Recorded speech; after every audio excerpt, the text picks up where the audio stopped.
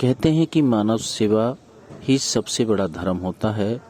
ऐसे ही मानव सेवा धर्म के लिए प्रधानमंत्री नरेंद्र मोदी जी ने सेवा ही संगठन योजना के तहत गरीब और ज़रूरतमंद लोगों को राशन वितरित कराया जा रहा है।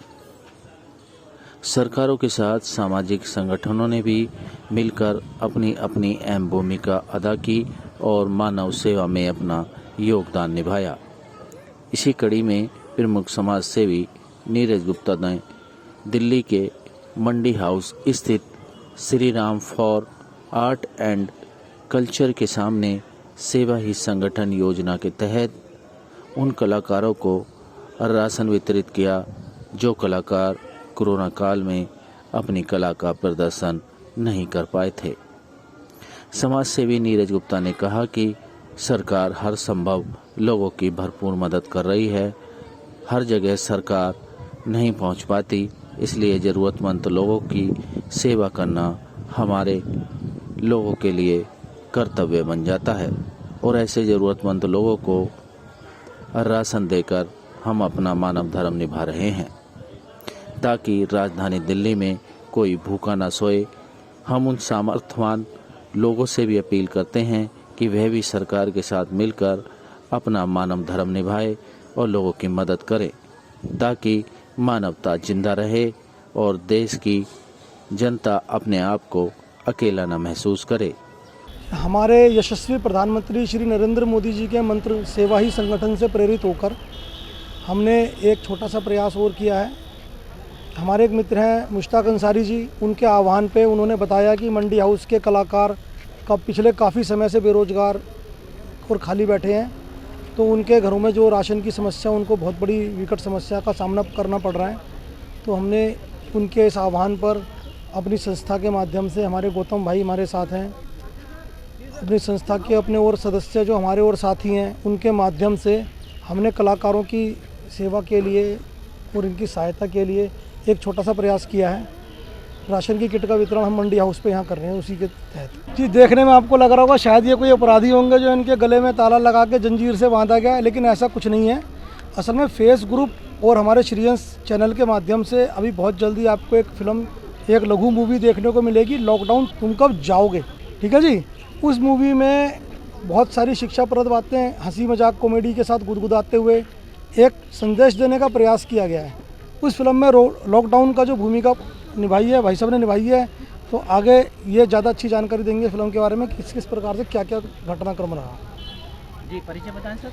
जी, मेरा नाम संजय करनवाल है और जैसे कि आप ये लोग देखकर मेरी वेशभूषा से आपको पता ही चल गया होगा, इसमें मैं एक लॉकडाउन का किरदार निभा रहा हूँ और ये एक समाज को एक संदेश है। कुछ लोग हैं जो लॉकडाउन का पालन नहीं करते, अवहेलना करते हैं, उन लोगों के लिए एक संदेश है। यही एक छोटे से परिवार की कहानी है जिसमें एक परिवार है, लॉकडाउन के हैं, वो लॉकडाउन की बात नहीं सुनते।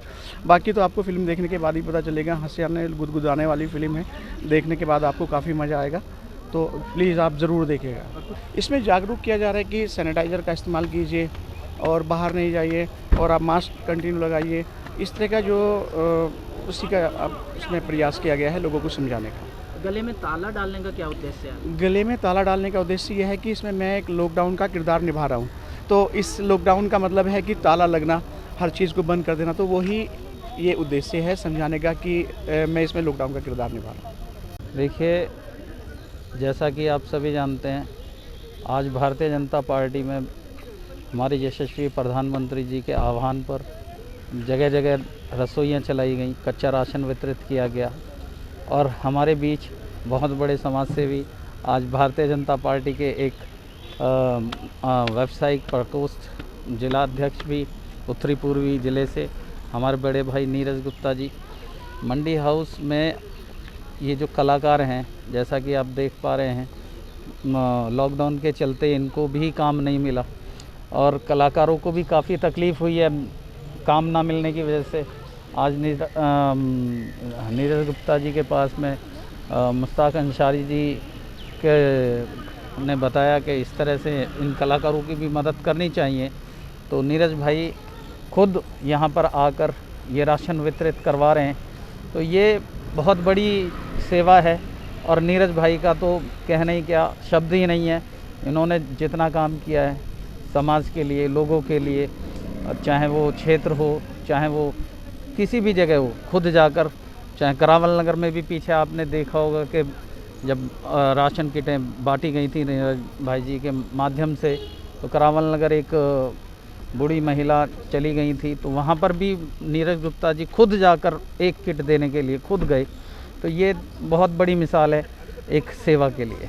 नीरज गुप्ता जी के साथ हम लोगों ने यहाँ पर कलाकारों के लिए डिस्ट्रीब्यूशन, फूड किट डिस्ट्रीब्यूशन का काम यहाँ पे आज किया है, जिसमें जो संघर्षरत कलाकार हैं, जो बेचारे गरीब हैं, तो थोड़े हल्के बजट के लोग हैं, वो उनके लिए, उनके पास 15 महीनों से कोई काम नहीं था, तो उन्हीं के लिए आज ये हमने ख़ास तौर से सोचा है। क्योंकि सामाजिक जो संस्थाएं हैं गली मोहल्ले में तो बहुत काम कर रही हैं, मगर कलाकारों के बारे में कोई नहीं सोच पाता, क्योंकि हम कला के क्षेत्र से जुड़े हुए लोग हैं। हम नीरज भाई भी कला से बड़ा प्रेम करते हैं, तो हम लोगों ने मिलकर जो है साथ में एक आज कलाकारों के लिए मदद के लिए कार्यक्रम रखा। कुछ लोगों को संदेश देना चाहेंगे, जो सामर्थ्य लोग हैं वो भी आगे आएँ, बढ़ें, आगे आके लोगों का मानव सेवा का धर्म निभाएं।